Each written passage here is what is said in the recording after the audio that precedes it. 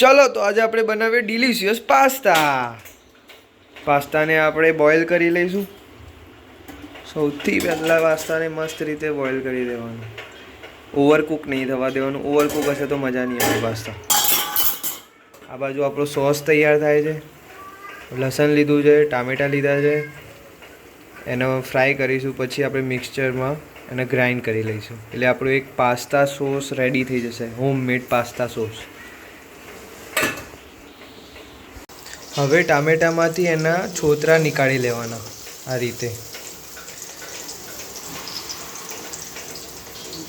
આ રીતે મેં બધા છોતરા નીકાળી દીધા ટામેટાના. એટલે આપણો સોસ એકદમ તૈયાર થઈ જાય. તો હવે આને ઠંડુ કરીશું, પછી એને મિક્સચરમાં ગ્રાઇન્ડ કરી લઈશું સોસ માટે, પાસ્તા સોસ માટે. આપણા પાસ્તા બી બોઇલ થઈ ગયા છે. પાસ્તા પણ એકદમ બોઇલ થઈ ગયા છે. દેખો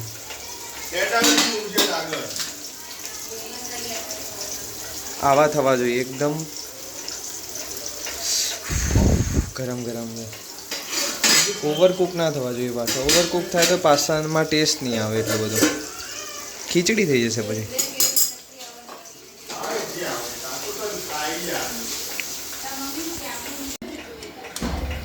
ટામેટાને ઠંડા કરી દીધા. હવે આપણે એને મિક્સચરમાં ગ્રાઇન્ડ કરી લઈએ.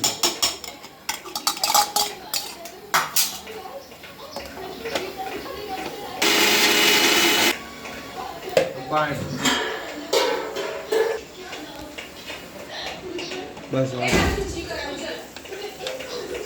શું કરો? ચાલુ હો બંધ ચાલુ હો.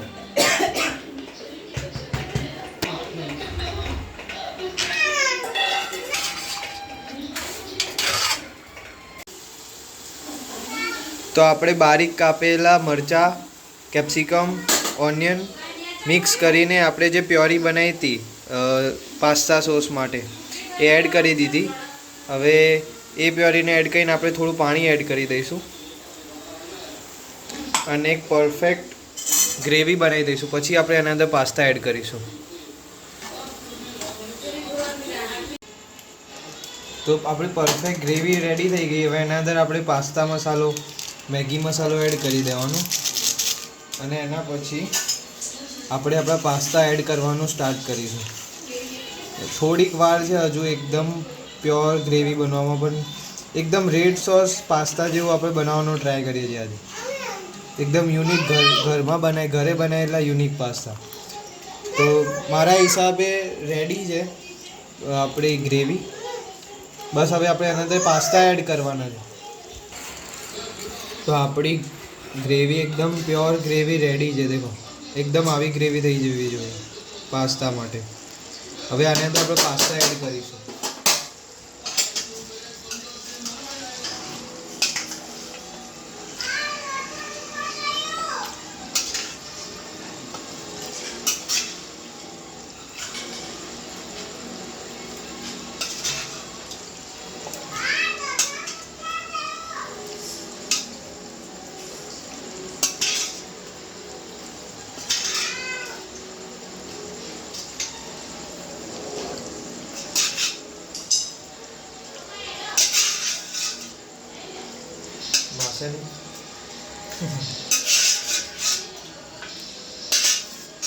આપણે પાસ્તા એડ કરી દીધા છે. હવે એનો મિક્સઅપ કરીશું એકદમ.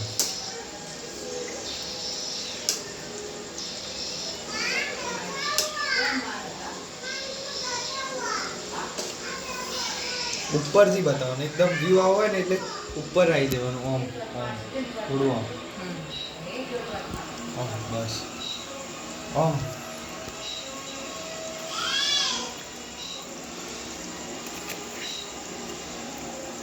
આપણા પાસ્તા મોસ્ટ ઓફ રેડી છે.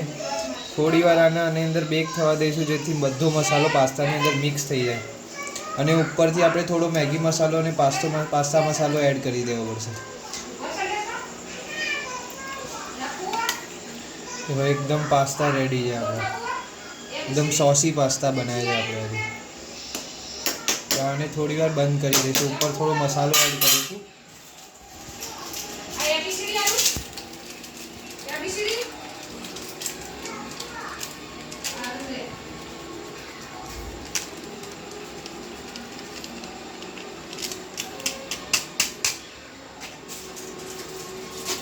અને એક પાસ્તા મસાલો. આ પાસ્તા મસાલો એડ કર્યો આપણે.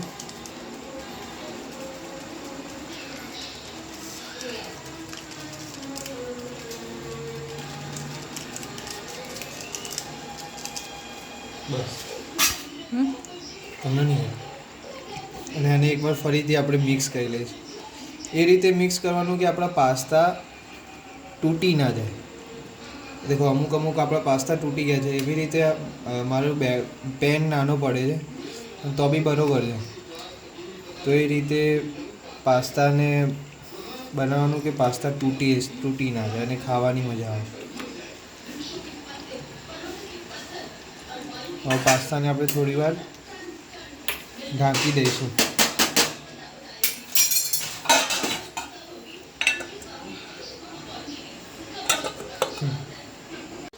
તો આપણા સોસી પાસ્તા એકદમ રેડી છે. આવા ડિલિશિયસ પાસ્તા આવા ઘરે બનાવજો જરૂર. અને આવા જ વિડીયો માટે આ ચેનલને સબસ્ક્રાઈબ કરો, વિડીયોને લાઈક કરો. મળીએ નેક્સ્ટ રેસીપીમાં. તો DS કિચનને સબસ્ક્રાઈબ કરો.